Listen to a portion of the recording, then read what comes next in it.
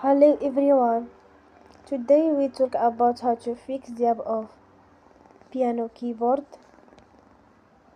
We will go to settings,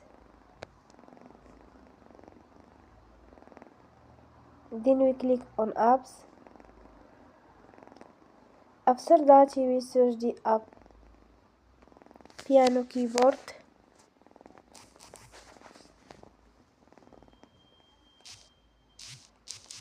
And we click the wheel on for stop. After that we will go to storage, then we click on clear cache. We will go to Play Store and you will update your app. Don't forget to support us by like and subscribe. See you next time and thank you for watching.